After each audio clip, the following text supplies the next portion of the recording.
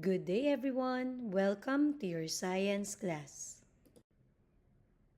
For today's learning goals, identify parts and functions of the head and trunk, appreciate functions of parts of the head and trunk, and answer the activity with 70% accuracy.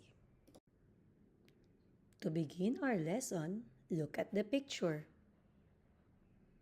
What do you think is our body made of? Yes, it actually has three main parts, and they are head, trunk, and limbs. And for today, we will discuss about the head, starting with hair. It helps keep our head warm and protects our scalp. Next is forehead. Protects our brain and show how we feel through facial expression.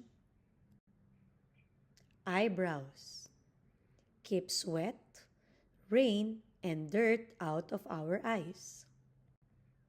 And eyes, of course, helps us to see.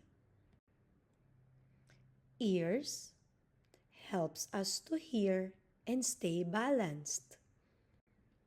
Nose helps us to breathe in air and smell things. Cheeks helps us show how we feel when we smile, laugh, or frown. Mouth help us talk, eat, drink, and smile. And lastly, chin helps shape our face and shows emotions such as thinking or frustration. Did you understand the parts of the head? Now, let's talk about the parts of the trunk. Starting with neck, which connects our head to the trunk. Next is chest, which protects important organs such as heart and lungs. Abdomen holds organs that process food, like stomach. Waist allows us to bend, twist, and move in different directions. And lastly, back supports our body, helping us to stand, sit, and move around. Did you get it?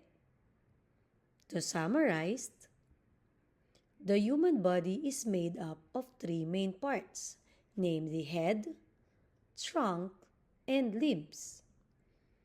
The parts of the head are hair, forehead, eyebrows, eyes, ears, nose, cheeks, mouth, and chin.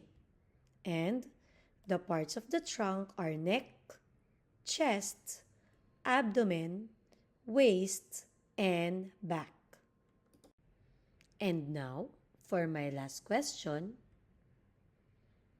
what should we do with the different parts of our head and trunk?